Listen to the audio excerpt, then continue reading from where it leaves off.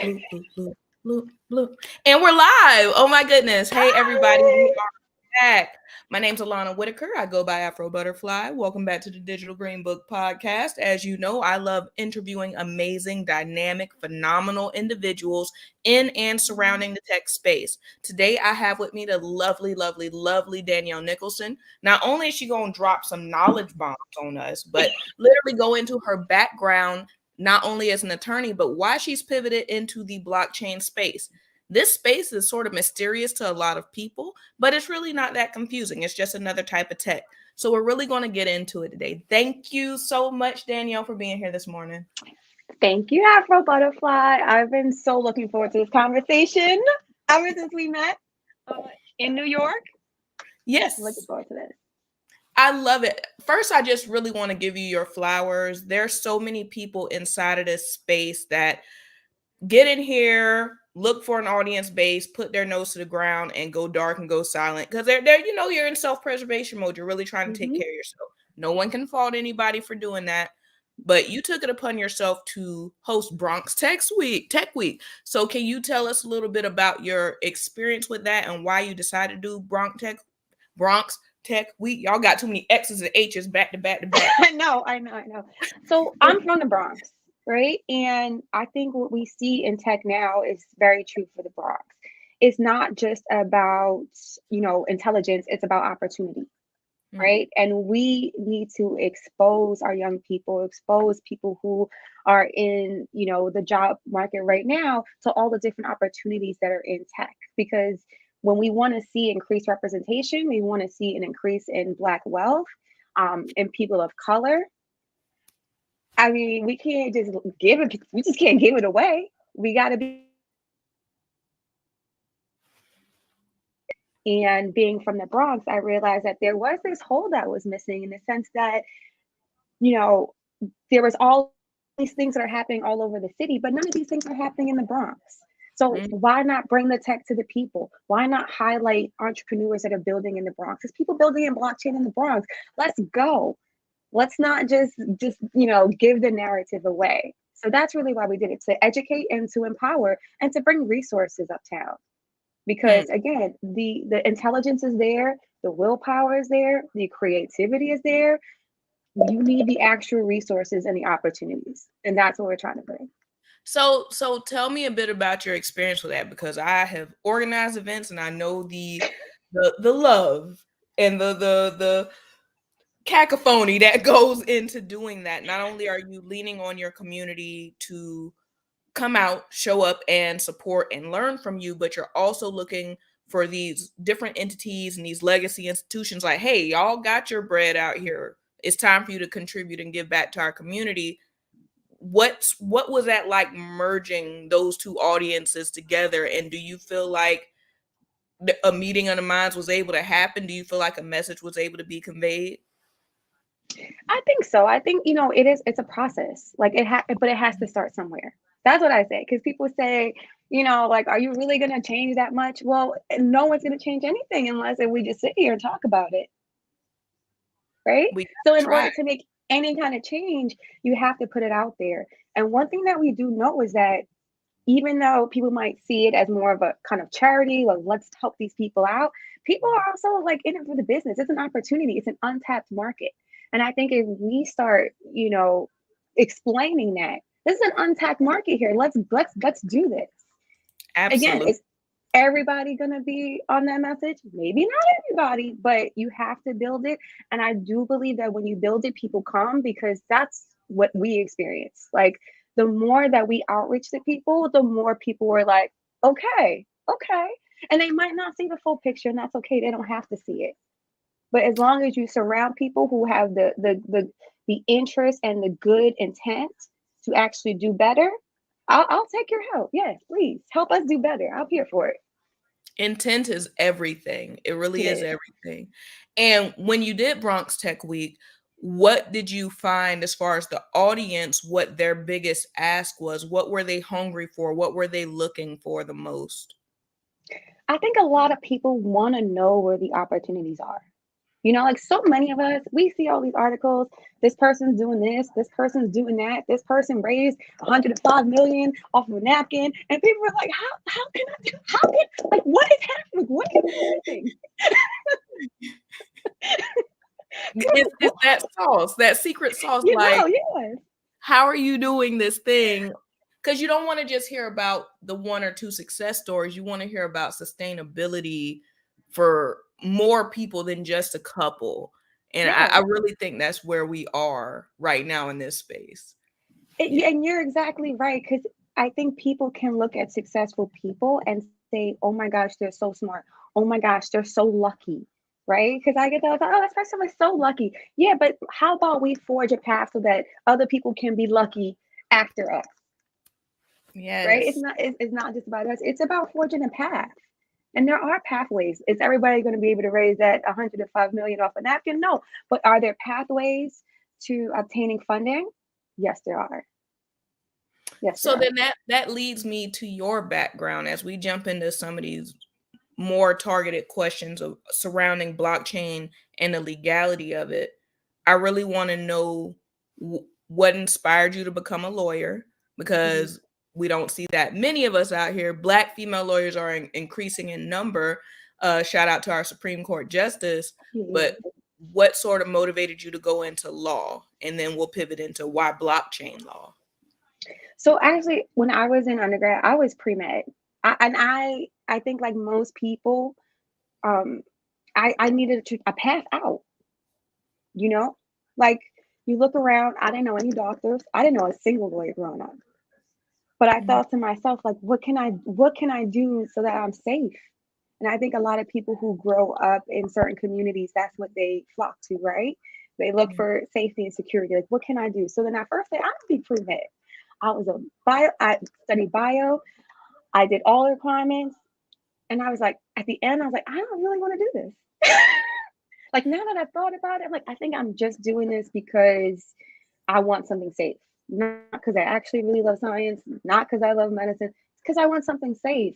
And when I started to think about what do I really like doing, I miss, I really like the law. You know, I really like the transformative power of the law. That's what attracted me to it.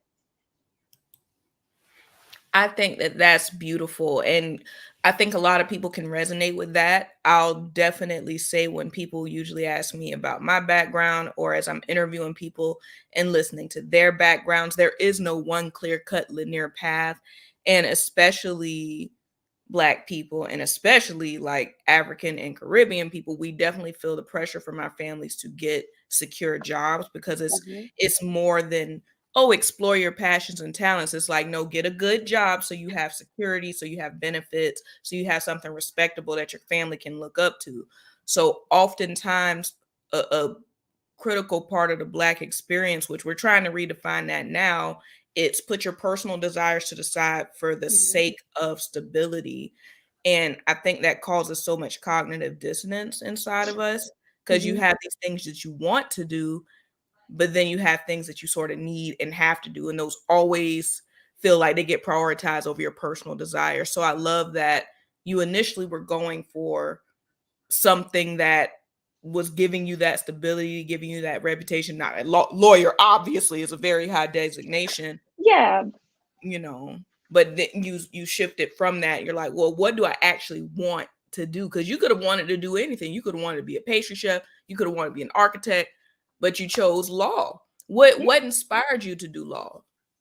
I just realized the law, and it's funny because this is a line from a movie, but it's really true. The law is almost like in everything. In everything that you do, the law creeps up, whether it's healthcare, whether it's in finance, whether it's in real estate, the law creeps its head everywhere you go. And that's what I actually really loved about it. But I think in terms of like what you're saying being safe, I think that's kind of like the risk that I'm taking now is, being in this space because it's not a traditional space, but it's where my interest lies. And so I committed that to myself that I was going to pursue this until I no longer wanted to do it. You Free will and know? choice. Hey. So that journey, you've been in the legal space now for, you said, 15 years? Yes, for a long time. that's beautiful because even in the scope of legal history as we know it here in America, that's still only a blip on the radar. So I'm sure you've seen so much change surrounding legality, especially in these last couple weeks. Uh Supreme Court. Um but could you touch a little bit on what law were you practicing before you focused on blockchain, and then why did you pivot into blockchain? Mhm. So I worked, I first off, I started at a small law firm and I did everything under the sun. And I did that for a reason because I wanted to have different experiences. I've done custody, I've done criminal court, I've done real estate. I did it all, which I loved. And then when I joined a larger law firm, had to focus. And that's where I started doing investigations and defense and compliance work. And that Hmm. led me to do a lot of banking work. And then as tech took off, a lot more tech work. And in terms of the blockchain, it just became a natural space because my firm was starting a new fintech industry because it was kind of new. It's still new, but it was even newer when I first started. And I had that experience from compliance in the banking and in the finance sector.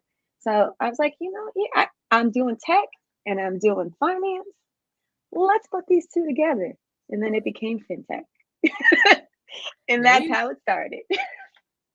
I That's how love it that started. because we oftentimes have to forge our own lane. We're also talking about making a clear pathway for those who may look like us or resonate with us, and making pathways to not only funding, education, sustainability, and jobs, but we're also very much talking about forging paths in our interests. And you're like, I'm gonna make this be fintech. Okay. I absolutely love that. So let's hop into some of these questions because we definitely Yeah. collaborated on some really dope things. Are there any interesting legal cases in the last 2 years involving blockchain surrounding founders that you've run into?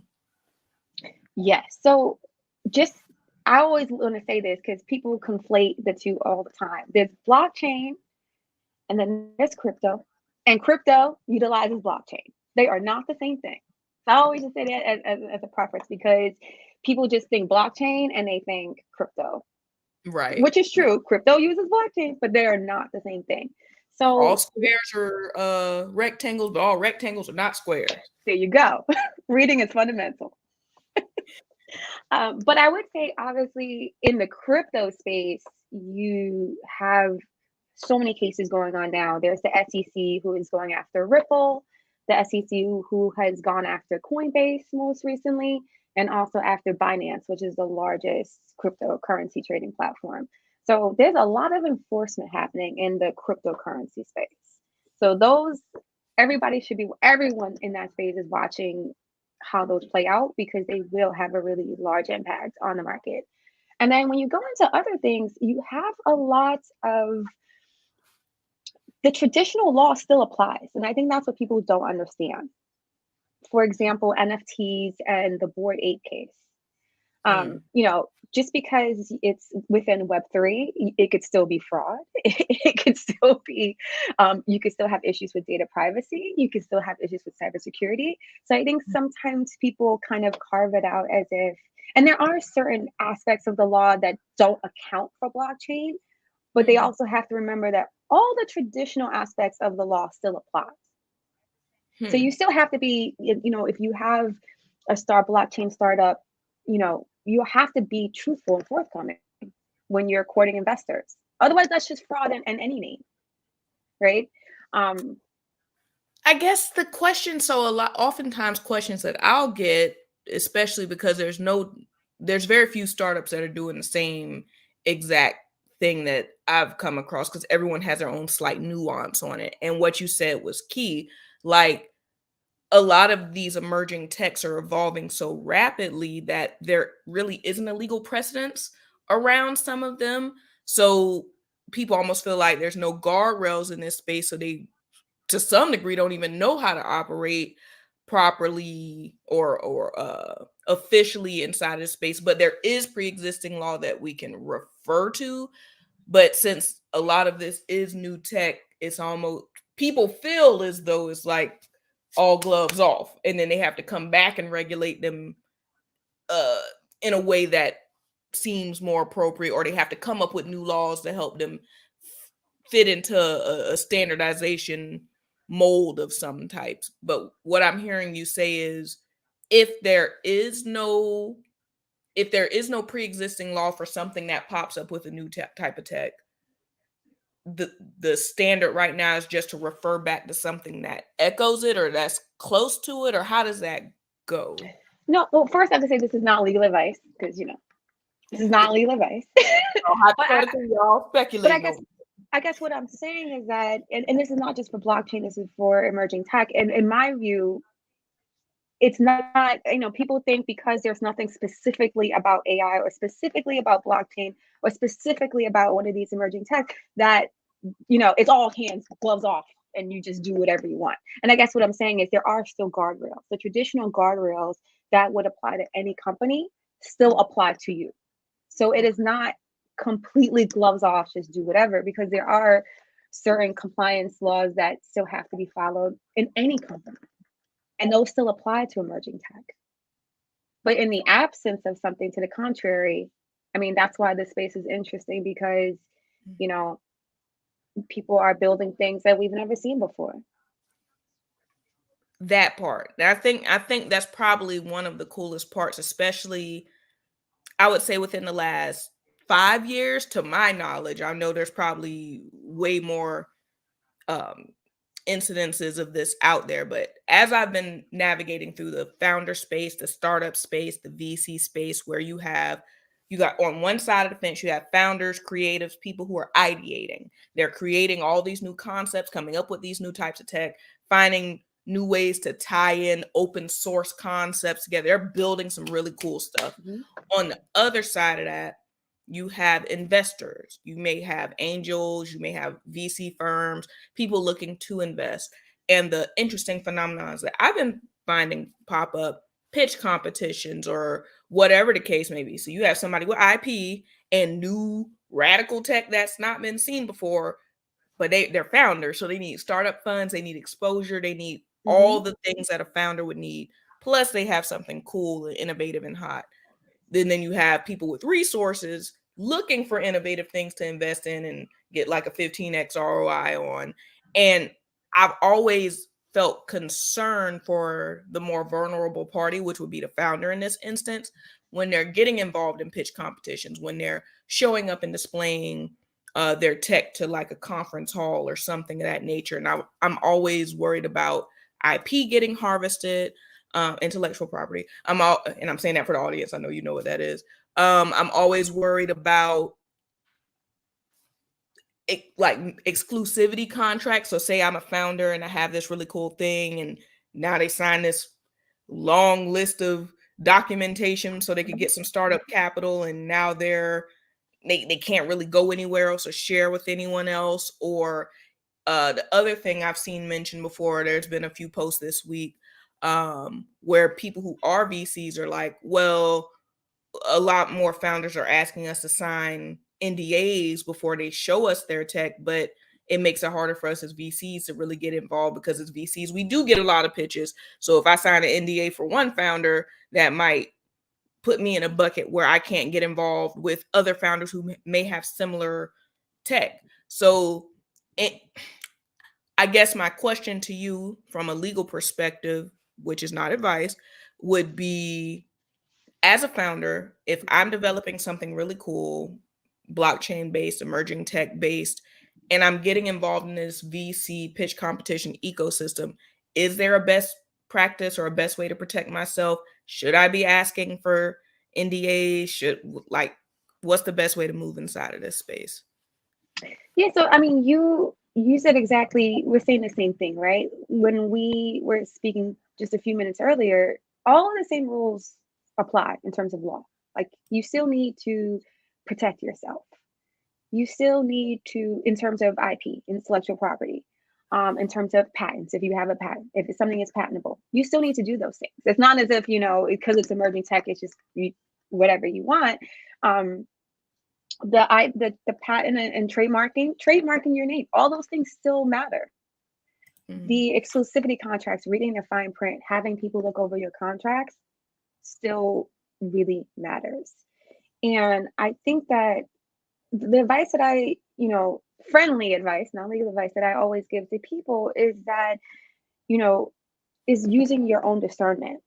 And I think that so many times with founders, the because especially founders of color, we it's more difficult for us to get funding. We kind of do like a spray approach, like I'm gonna be everywhere, I'm gonna talk to everybody, like I need to get it, like where can I get it, point me to it and I'm gonna go there. But we have to balance that, right? Because as I tell people, even if you have an NDA or any type of agreement, that's something that, yes, that you can enforce, but you enforce that after your information has already gotten out. So, it's effective in a sense of a remedy if something does happen to you, but it's not necessarily a preventative measure. So you still have to discern which VCs are the VCs you should be talking to, which pitch competitions are the ones that you should be going to. Understanding who's behind these pitch competitions, understanding who's at these VC firms that are trustworthy. Like we can't just throw everything out there and expect that it's just going to be protected because we signed a piece of paper. I mean, that's just the honest truth. No, that is the honest truth, and I'm very transparent on here. I think people know plenty of my quirks by now. Y'all don't see me fall over equipment at the gym, child. Um, uh, if I'm being honest, Mhm. in this scope of the conversation, it gives me just a little streak of melancholy. I'm still overwhelmingly optimistic and Yes. want to keep marching forward and put resources in front of people. But if I'm honest, it puts a streak of melancholy in me because I realize the true disadvantage that this could be framed as for us. Like you have a community that we know gets less than 1% of funding if we do go seek funding.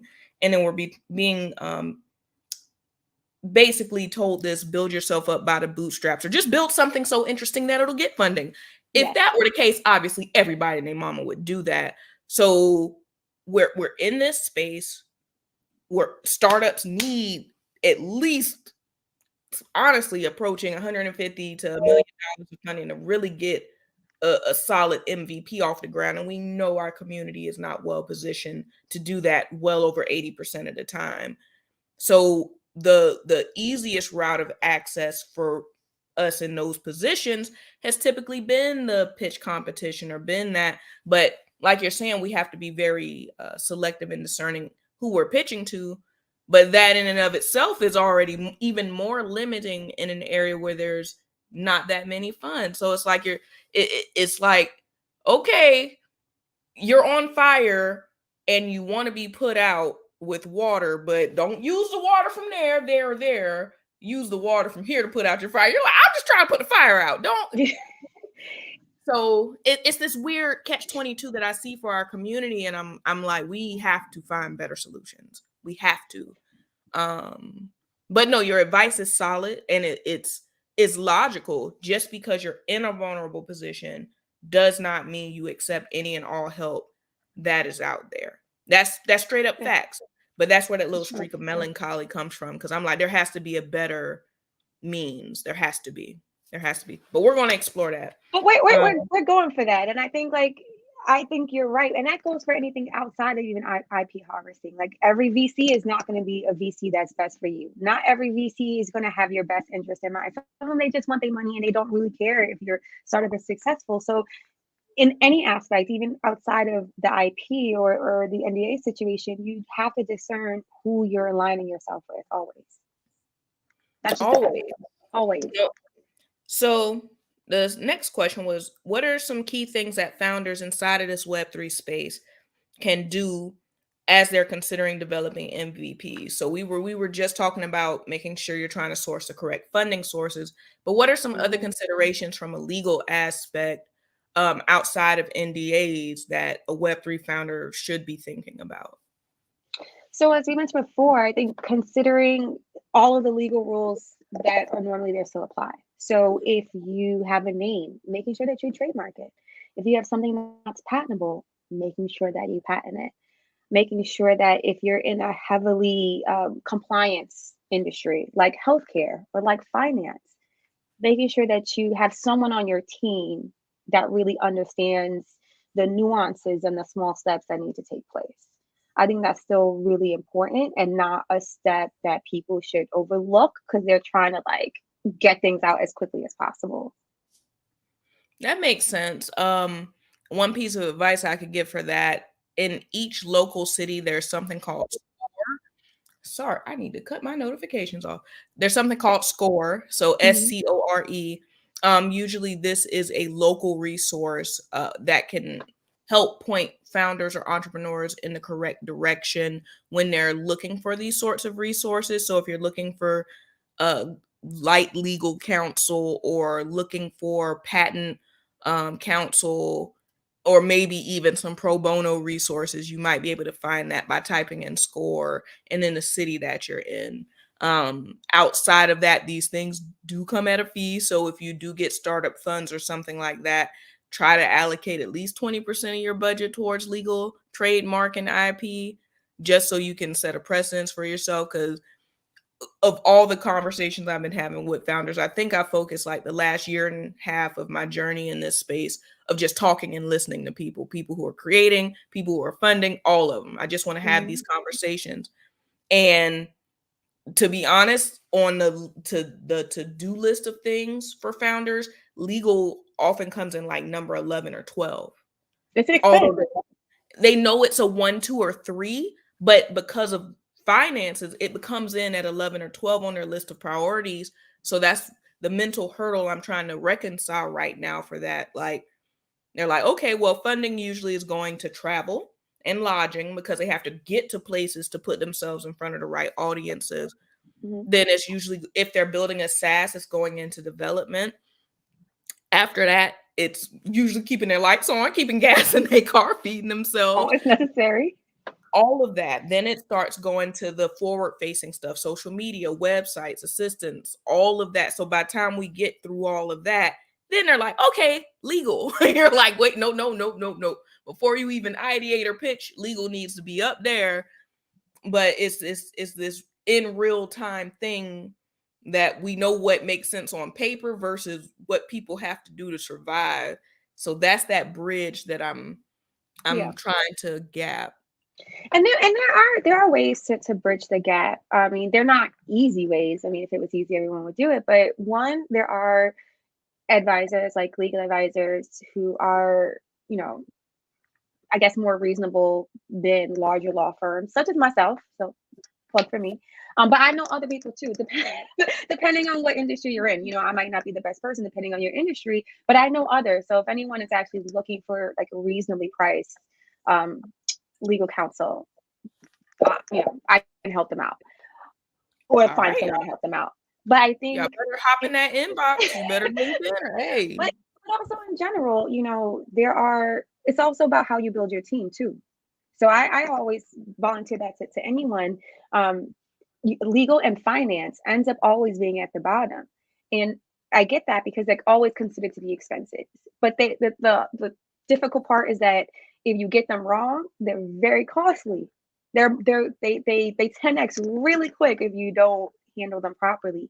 So one thing that you can do is when you're building out a team, when you're building out your board or your advisory council, this is where if you don't have money, maybe you offer up some tiny slither um, to get someone that's on the board that can really help you keep all of those things together. That's one thing.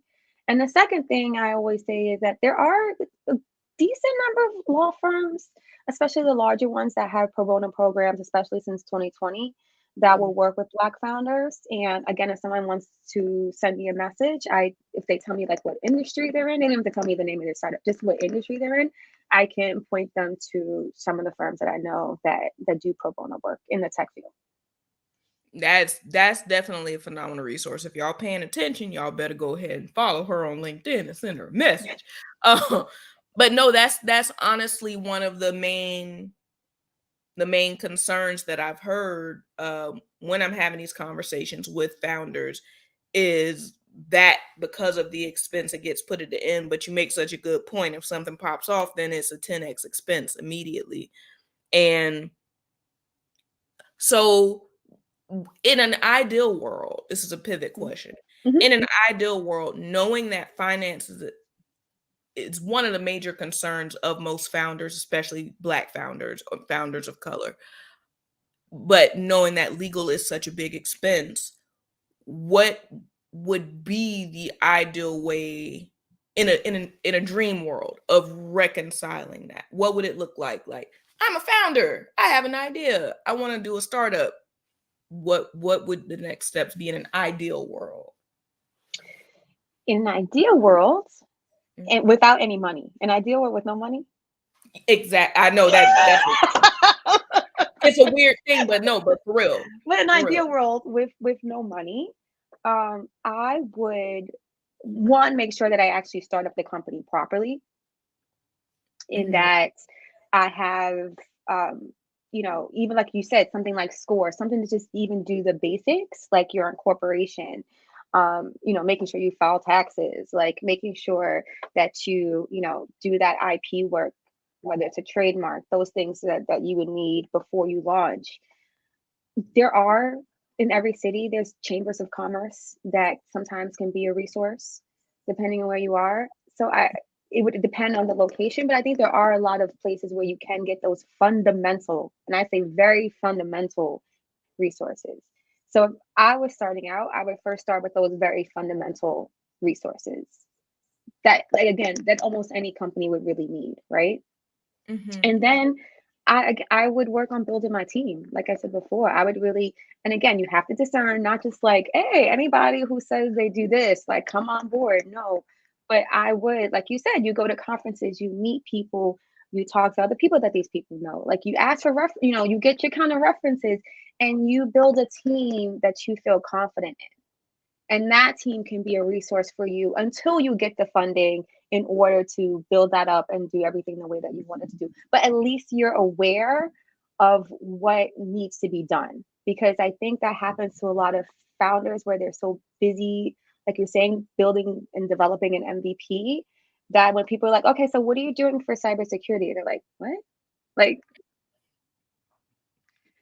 and the funny part, right? This is where the dissonance comes in, because we're pitching ourselves like we're gonna be, the next unicorn, that doesn't have anything to protect data.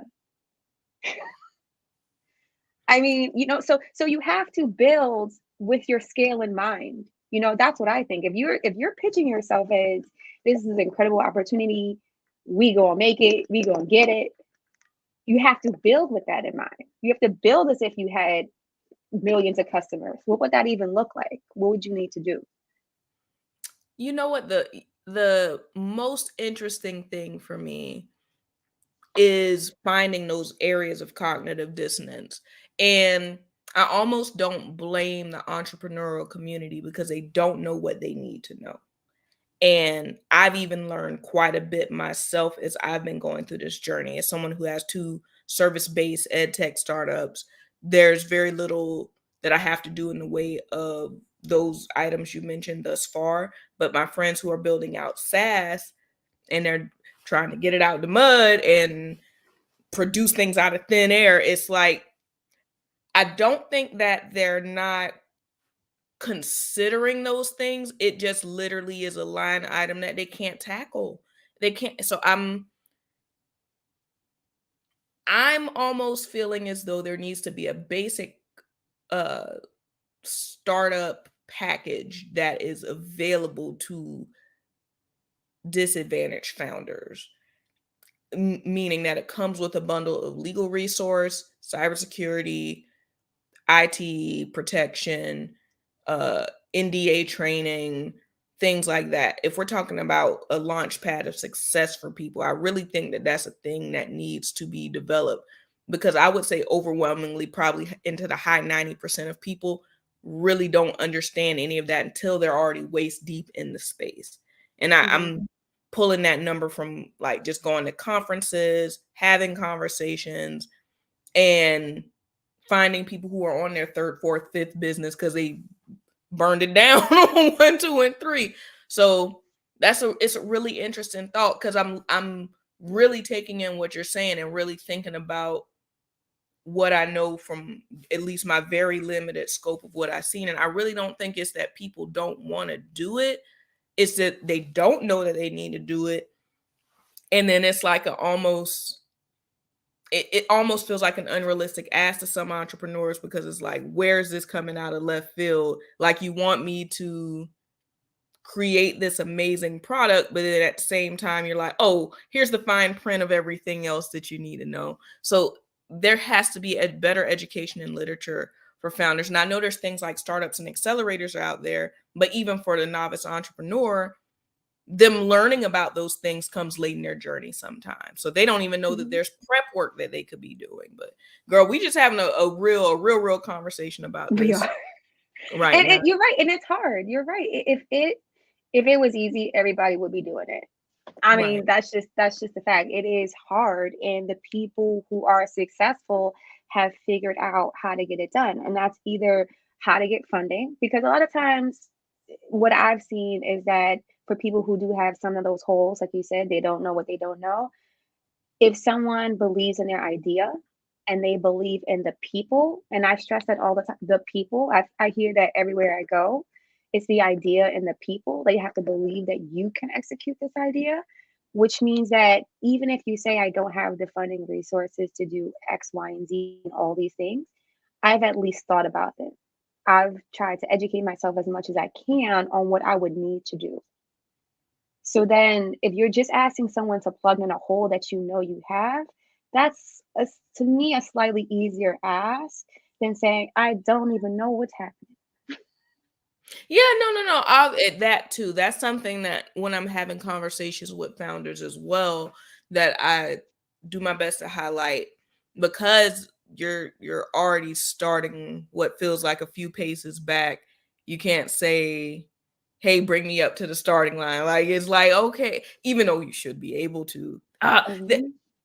That affirmative action case is heavy on my mind this week. It really is, Yes, because there's so many nuanced conversations happening all at the same time. Everyone has an opinion. Everyone's feelings may be valid, but there's always going to be a different experience when you live in a vessel that is more affected than others. And listening to all of the different legal perspectives on it is really having me cast a light on the conversation that we're having, because I'm like, dang, like, it's if on paper it sounds simple, that um the vantage points of some of the schools and universities would be that, oh, well, let's give everyone an equal merit-based chance to apply. But we know there's so many more layers to consider of why that's not truly an equivalent starting place. There's equality, then there's equity. yes. um and I very much feel like in this scope of conversation we're having about founders and them being positioned well enough to compete in the already grueling competition of entrepreneurship, where we're almost telling them to start out with equality instead of equity. Like, there's a different set of needs that I feel like founders from Black, brown, and socially disadvantaged communities have, that there's not an equitable response to. It seems like an accelerator or a grant application program or something will be an equitable response, but they oftentimes wind up being an equality response, in that they're like, oh, um, have you considered cyber legal and all these other things? But if they're financially disadvantaged, how are they supposed to do the thing? Get there? Like, it's very much a catch-22. So that's whirling in the back of my mind Yes. as we're having this convo, like how to switch it over to an equitable answer. But And you know what the answer is? We, this community, has to do that. Because you're right. Are not, we do not have the same privilege or resources. I consider that to be an actual fact, right? On average. yeah, And we are not starting at the same starting point. In an entrepreneurial journey, we are not all starting at the same point. And that goes for even within the Black and brown community. There are some people who start off at different points than other people. So we're absolutely positively not all starting from the same place. And I think it's for us to surround ourselves with people that have our best interests in mind. And for the people who have had some, even the smallest amount of success, to again forge that path and to pay it forward so that we can build that community so that everyone that comes after us is even slightly better off than before.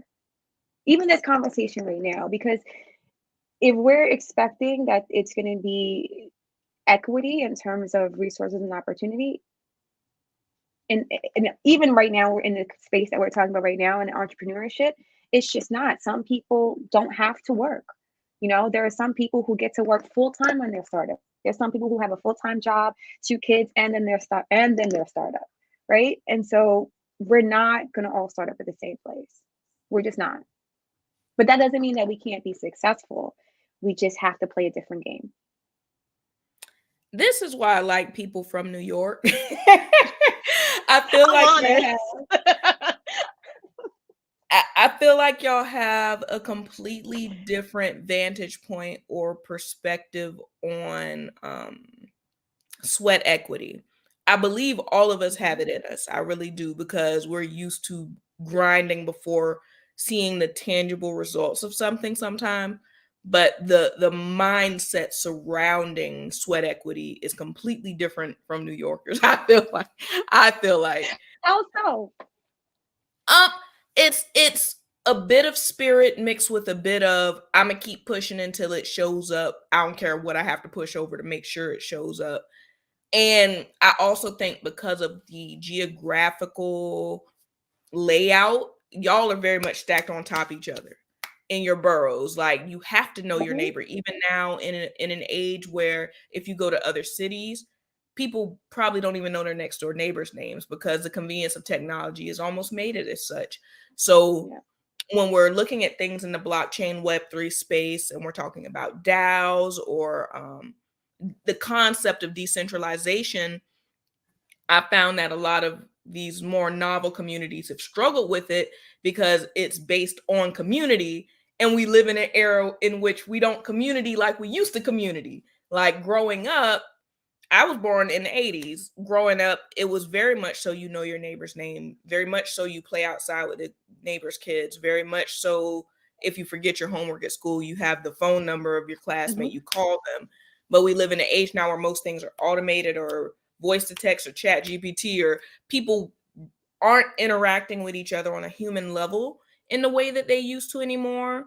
So when you're forging community, you have to exert more effort or be more intentional about it. But I find New York is this little interesting microcosm because you still very much have a lot of that community feel there. You're on top of each other. You have to. So when it comes to sweat equity and grinding and leaning on your neighbors for resources and support, I still feel like that's a very strong interwoven fabric that you still have there that other cities don't have as much anymore. You might find it in a couple of larger city hubs, maybe in a Miami. Mm. That's a pay for play city, or maybe in an Atlanta, maybe in a DC, maybe in a San Francisco. But outside of those major hubs, my heart really goes out to founders of color because they very much feel like they're in silos. Um, But all do they have to be? Because they don't have to be. They just don't like you have. said, but like just like you said, we're more connected than we've ever been. So what are we doing to take advantage of that? When we talk about the diaspora, tapping into startup communities throughout the whole entire world, we have the whole world at our disposal. This is true. And so again, now we're going back to one of those points about what's happening on paper and then Hmm. what's actually happening in reality. On paper, we're more connected than ever. I mean, I can cut on a Zoom call and have a conversation with someone in Botswana right now. But the reality of the world that I'm seeing a bit that we're trying to help cultivate and nurture so people get back to that community feel. Most people have everything they need in the palm of their hand on a cell phone. They're able to entertain themselves, order food, work. do everything here and not even have to step outside their door, so they're not cultivating and nurturing relationships as much as they were. Like a lot of the conversation I had at one of the last meetings that I hosted was educating people on how to network. Like Mm-hmm. network is your net worth. We've heard it 10 million times, but network, a lot of the feedback that I was getting before I went into teaching was people were like, I don't know how to network. I don't know what that means. Okay, I met somebody, I connected on LinkedIn. What else am I doing? I'm like, wow, people really don't know how to cultivate relationships anymore or nurture them. It's not you just get someone's phone number and maybe connect with them on Instagram and never talked again. You have to check in with that person. You have to find mutual interests, maybe be intentional about going out to get a beverage, maybe okay, what are you working on? Here's what I'm working on. Active listening, like the soft skills of that. It's honestly foreign to a lot of people. So we're saying, and I'm being very intentional. I know we're going really granular, but a Mm-hmm. lot of people really have, even though we're more connected than ever before, especially with the technology side, I would say we've taken quite a few paces back with the actual human connection side of things. So we aren't effectively leveraging the tech that we have at our disposal. And those are some of the disconnects that I'm trying to leverage. Like people are leaning into the chat AI friend because they don't have friends. And I'm not trying to shame people. You know, they don't have Yeah. real life friends no more. And then they're getting cussed out by chat GPT because they treating them bad. And like, come on You now. gotta say please and thank you, even though it's AI. But I think that you actually said the key word. And I think that's the key word that and that's not even just for founders or people in tech. I mean, that's for me even right now in my space, in my life today, July 11th. The word is intentional. And I think a lot of people are just, building something because it seems cool, or doing this because, or networking or meeting people because they were told they should network. But why are you networking? Why are you building a relationship? What can you offer? What do I mean, people just leave out the all of the other stuff, right? So people aren't necessarily being intentional. And I think, yeah, if I want to go to a conference, I can meet like 100 people and not follow up with a single one of them, because if I have no intention behind meeting them and I just want to take a photo and post it to socials, post it to LinkedIn or post it to Instagram and just say I met this person, okay, great. And maybe that, and there are sometimes uses for that, right? There's sometimes you want that photo out with that particular person. Maybe there's sometimes, but also knowing why you're doing something. So many people do things, they don't even know why they're doing them, myself included. So I think even just being more intentional about what we're building, why we're building it, who we're reaching out to, why are we reaching out to this person, what can we offer this person, what do we feel like we need, and being intentional about stating what our needs are. Because sometimes people reach out to me and just like, I just want to talk, and I'm like, okay, what do you need? And I mean, tell me what you. I can't help you if you don't can't tell me what you need. But If you this just want goes me to just give you general advice, all like no, I this goes need. back to what I was saying when we were talking about that bridge that needs to be gapped between entrepreneurs and people. The goal of most people in the entrepreneurial space is obviously, at least, okay, let me not say obviously. The goal in the entrepreneurial space of people that I've spoken to and of the cursory research that I've done, most people don't want to work in the legacy employment system anymore. So clocking in Mhm. and clocking out for somebody.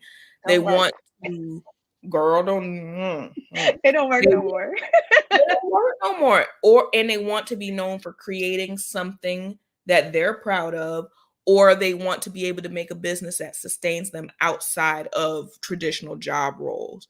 And in that, even with the books, the literature, and the things out there, I feel like, especially because of tech, there's so much information to sift through nowadays. People don't even know where to begin with that. So it goes back to that statement of ignorance. Ignorance, while it carries a negative connotation, is not a bad thing. Ignorance means you don't know something.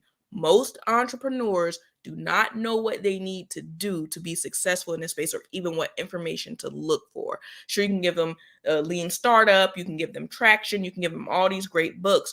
But as we're saying that tech is evolving so rapidly, we're saying that the education system is evolving so rapidly. 10 years ago, I was team college, like go get your college degree. But if we're talking about tech success, I'm like, You might need to do a boot camp or an accelerator. You might need to do a certificate program. You might need to build out a GitHub. I don't know if 4-year college is where it's at anymore. So Yeah. the prescription of what's required is evolving so rapidly, and people don't know what they need to do. And like, so I understand what you're saying. Your time is precious, your time is valuable, but I can understand entrepreneurs reaching out and wanting to talk and then not having meaningful questions for you because they don't even know what they need to ask you. They don't know. This is why I'm saying we might need to look at us volunteering each other for stuff. We might There you need to go. get a basic webinar or a basic something about the workflow of what to think about when becoming an entrepreneur, because a lot of, when I say a lot, I mean it up in the high 90s. A lot of people don't even understand. They really don't. And no one gets there alone though. That's why I say a team, because I don't know anyone that there's no one that's successful by themselves. Everyone needs people to kind of help them in that sense. But I think when I say like the being intentional or knowing what to say, you need to know what you need help with. Because sometimes I meet people who are like, just tell me what you think. And I can do that. But is that the most helpful thing for you? So you have to do a little bit of that. Or for example, I have people like, oh, I want to be connected to this company to try and um, pitch this company. Well, do you know anyone? Have you researched the company? Do they even need what you're trying to pitch? Or is it just like people just see opportunities? And I think right now, like we see this almost so much out there that it is almost confusing to people because there's so many different startups and accelerators and like I don't even know if doing another webinar is even good because there's so much information out there. I would be confused by the amount of information because sometimes it's not all in a way that's neat, and you can be distracted very easily if you're starting from a base where you're just trying to get information from all these different sources. So that's why I say like having a good team, connecting with mentors, and they don't have to be in tech. I think that's the other thing too, is that we've kind of focused so much on tech, and there are nuances that are just relating to tech, especially just relating to blockchain.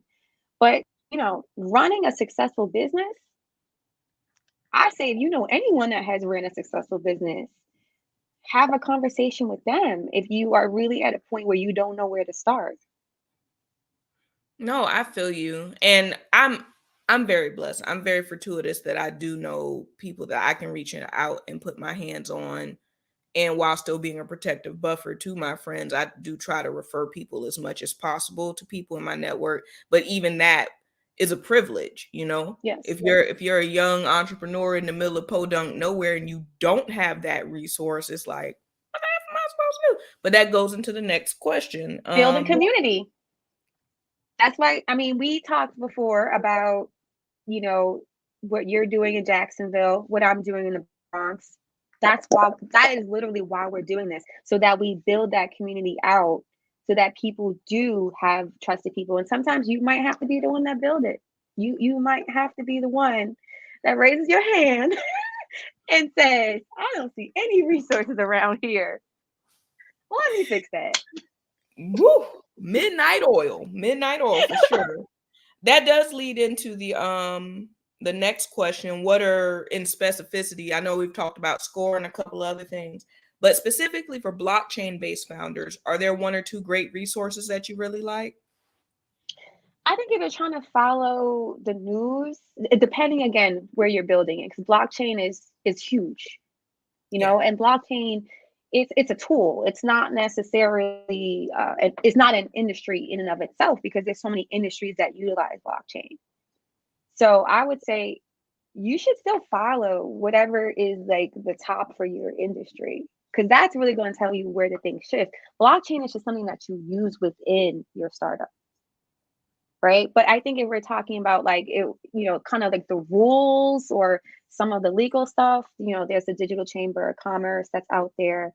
There are, if you're into crypto, there's the traditional CoinDesk, Cointelegraph, all of those outlets will help you stay on top of what's going on in the industry. But then there's also smaller groups that are just as helpful, right? You don't have to necessarily join a blockchain group, but there are tons of conferences, and I'm sure you know them all as well. To meet people who are specifically in blockchain, there are many groups and conferences. But I would say first and foremost, you should stay on top of your industry when your industry is trending, because that's going to give you the best benefit always. No, that's great advice. Are you aware of one or two physical in real life locations where people can explore law and blockchain tech? I think in terms of physical, I don't know of a physical permanent space, but like Mhm. I think we were talking about this before in the sense that you do have to be intentional. And some of these conferences, like people, you can go and you can sit there in the audience and not learn anything Mhm. and just smile at people and sip your coffee. Or you can go with an intentionality to say, I want to learn something, or I want to try and meet this person to have a conversation, to pick their brain about X, Y, and Z. So to me, the best places that I've been able to go to in terms of real life locations is finding the people that have the expertise that I'm interested in and finding out where they're going to be. I, Yes, I, I've learned to funnel that a little bit more. there's actually a conference I'll be at in September. This I Go right think might, now. and I'll post that.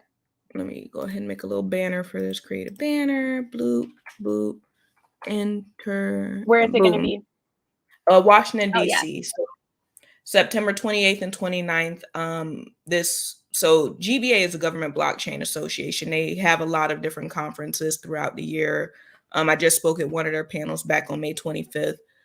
In September, there's a conference panel on blockchain and infrastructure. They really do spend a lot of time discussing any litigation currently surrounding blockchain, a lot of different businesses and pioneers that are really trying to forge their way in the blockchain space. So this is one resource that I personally know.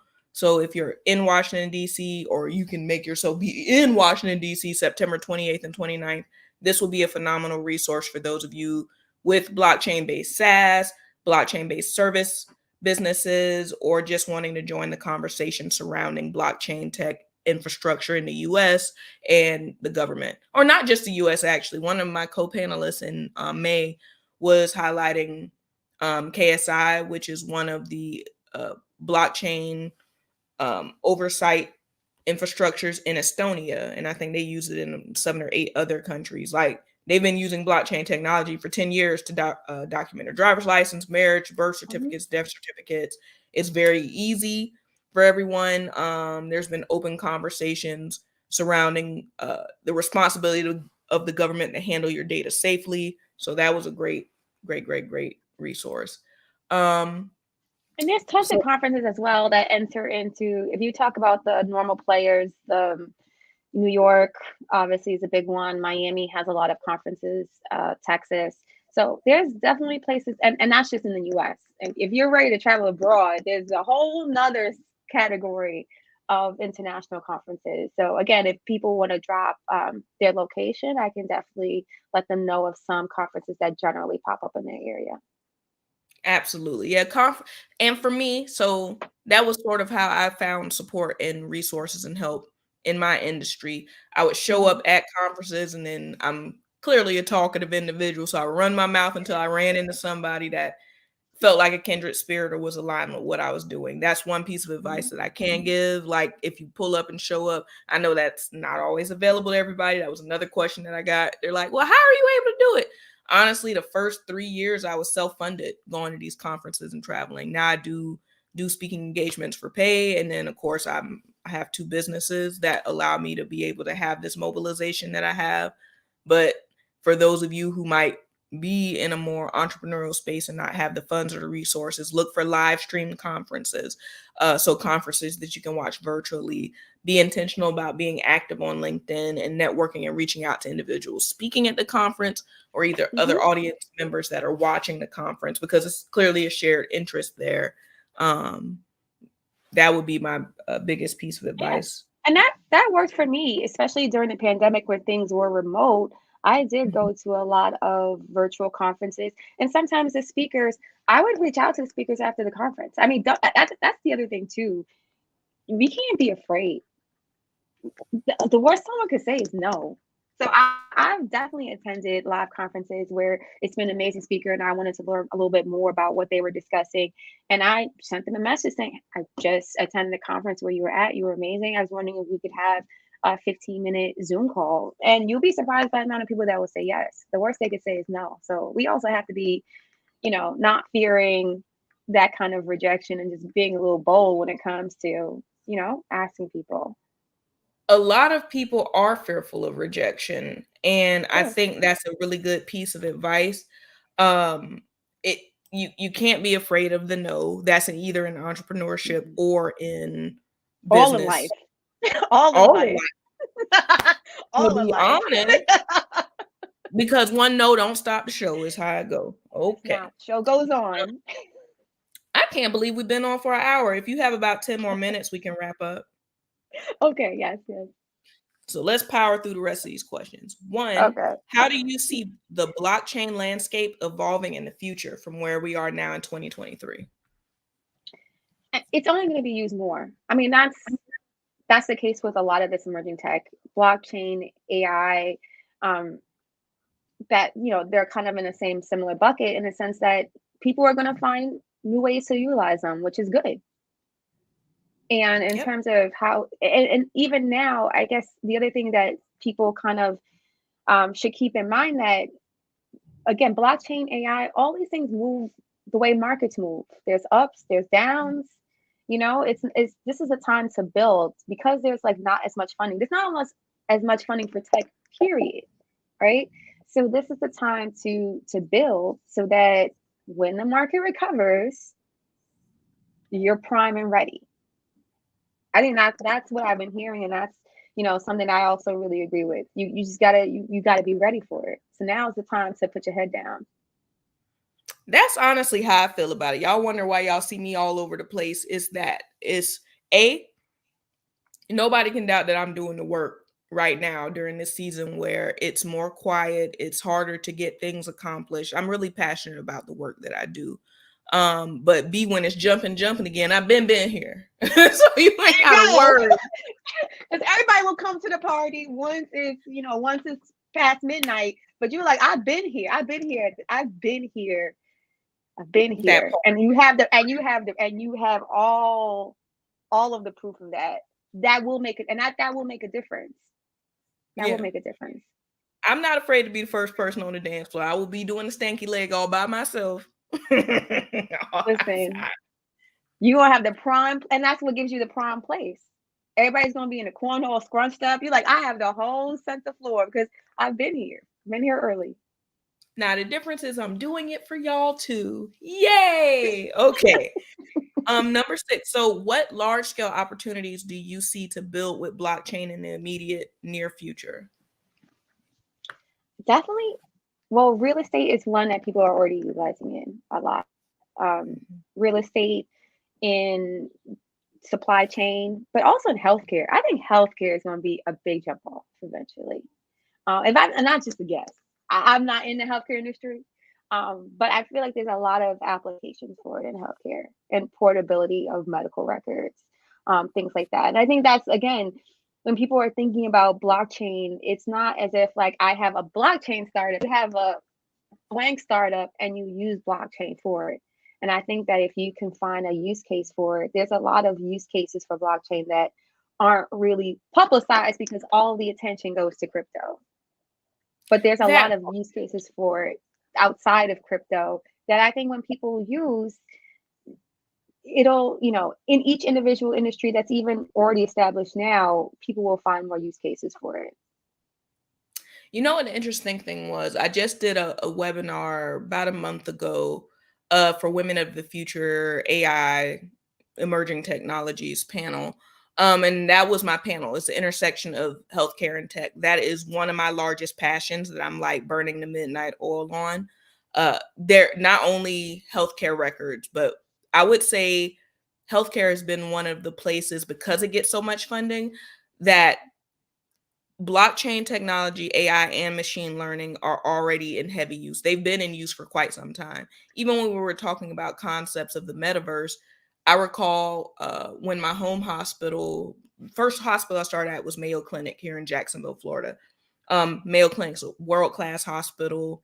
I have so much love for that healthcare ecosystem, and there's three of them here in the US. They have an open innovation center here as well. But literally, I would watch surgeons link up with other surgeons virtually, and they're in completely different countries to achieve outcomes for the patient in real time. And that Mm-hmm. fascinated me 13 years ago. So that's why I keep my nursing credentials active. I'm actively exploring the intersection of healthcare and all of these emerging types of tech. And when I say there's so much stuff going down, that I'm surprised it hasn't really reached the news, to be honest. But Everyone's out there building quietly. they're building very quietly. Everything from Everybody's in stealth. yeah, everybody for them. So I think they're being very protective with their IP. Yeah, of There's full curriculums that are built in virtual spaces. They're using augmented reality quite heavily. There are course. a few different ecosystems that are already exploring the documentation of patient healthcare on blockchain. Like they've been doing it, they just haven't said anything. So for those of you wanting to get involved in those spaces, I would definitely say reach out to the IT department, the help desk or the helpline for the public, and start asking questions there. That was a great place for me to pick the brains of some individuals to see, yo, if I want to work in this department or what's going on or what kind of new credentials and things that I need, what do I need to accomplish? At least that was some of the recon that I did. Because IT Yeah, is often one of the departments, they're going to be the first ones to know about security and cybersecurity updates that are happening with an institution. yeah, and just like you were saying, if someone already has a career or they already have an expertise in something or already have a background in say health, nursing, to be in tech, it's not, people think it's a complete pivot to like doing something completely different. No, you can take all of your knowledge and you just apply technical solutions to it. That's really what it is. There's some things that are just purely technical, but I think a lot of the applications for emerging tech aren't going to be completely new industries. It'll be, how do you transform the legacy industries? Like, how will tech transform healthcare? Whether it's blockchain, whether it's AI, whether it's AR, VR, like you said, virtual reality, and having, those holograms of the patient, like all of those things. Healthcare is an industry. It's not like you're going to create healthcare, but how do we use all these tools? It's definitely that. It's the intersection of the tech. The other recommendation I would give is to look up the companies that are trying to supply the equipment to the larger industry. So if we go back with healthcare for a minute, it's yes, there's a hospital, but the patient's laying in some bed, they're using some heart monitor, they're using some thermometer. Which brands are they using? Investigate those brands. Those are good launch pads or starting places if you're looking for work or looking for areas to collaborate with, because there are solutions that need to be created that have not been created yet. And I will say, while healthcare is one of the most cutting edge industries out there, there's a lot of antiquated stuff. So while it might be desirable to go with the bigger, faster institutions, there's a lot of mom and pop doctor shops out there. There's a lot of clinics. There's a lot of smaller entities that need the manpower and the resources on the front end, and they might be more willing to let you get in there and do some internship work, pro bono work, or lend your business's services to them because they don't get the big, sexy hospital sponsorship dollars.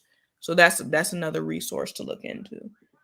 Yeah, for What sure. are some of the current risks in early stage blockchain companies and how do you mitigate them? I mean, the risks are, for me, obviously, being in the law, the legal risks are going to be big. It's not just, there's obviously, if you're dealing with, finance, that's a whole big, huge bucket that anybody that's doing um, a startup that has to do with finance, crypto, should definitely be paying attention to what's happening right now. But then, like we were saying earlier, it's the other stuff that you need as well, like cybersecurity. How do you handle data and privacy laws? Is your Mm, company international? Because people, if you're international, you have to realize every place has different rules. And when you talk about blockchain, by definition, I would hope that, you're building something decentralized, that it's something that you expect to be far reaching. How do you plan on managing that? That's something you definitely have to look into if you're working with blockchain. That makes sense. And working in a bunch of different jurisdictions, you're going to be subject to a whole bunch of different laws. And I think that's something Hmm. that when people are creating products, they don't necessarily think about that. And then the last question, before we round out with anything that you would like to shill or anything you would like to Yeah. promote about yourself, how important is it to consider? How that was the last question. How important is it to consider? So that brings us to the end of our discussion, but clearly we could keep going for hours because that hour flew by and I didn't even realize it. You're such a fascinating person, Danielle, and I Oh, think thank the work that you you. do, the work you do is very important. And even though it's like I'm of two minds, like I don't want to put that pressure on us because we should have the ability to exist as full, robust individual human beings without always thinking about demographics in the back of our mind, but we know Hmm. the importance of representation and that representation matters. And it means so much to see a Black woman in the legal space out here 15 years strong and really caring about the community. It matters, frankly speaking. And So what you're thank you. doing matters. Thank you. And thank you for no, because we have to. It's like you say, you kind of feel it's like double-edged sword. So you kind of feel like, why should I have to? But then you also think about what is it that you want to see? Because at the end of the day, if we are entrepreneurs, if we're founders, if we're creators, that is what we do every day. We create what it is that we want to see. We bring it to life. So yes, is it sometimes nice to kind of separate that from demographics? Yes, but there are some changes that I want to see that are very much related to to my demographics. And so, I mean, I think that's what we all here out here doing, bringing our ideas to life. Absolutely. If people are looking to connect with you more, is LinkedIn the best place to do that, or are there other platforms and mediums that you want them to connect with you on? LinkedIn is absolutely the best way. I'm terrible with social media, so I mean, you could DM me, but it might be days before I respond. I would say LinkedIn. Awesome. So this replay will be available. It's on YouTube and it's on LinkedIn. Feel free to reshare this interview with your network so they can get a great sense of who you are. I'm super honored that you hopped on here today. Please connect with Danielle. She really is a phenomenal resource to the community. She hosted Bronx Tech Week this year and will be doing it again next year. So if you're Yes. anywhere in the New York ecosystem or willing to travel to New York and come out and see some of the cool, innovative things happening, this is your lady right here. Additionally, if you're looking to learn a bit more about what blockchain is, I'm actually having an in-person event in New York on July 25th. If you're following me on LinkedIn, that should be posted everywhere, but I can definitely put the link up for that right now. Let me create a little banner here. Bloop, bloop, bloop. And thank you so much for having me. I love this conversation. I love that we could have this conversation, and I think more of these conversations need to take place. Absolutely. There we go. Boom. So if you navigate to my home website, you should be able to find it there. Otherwise, here's the link here.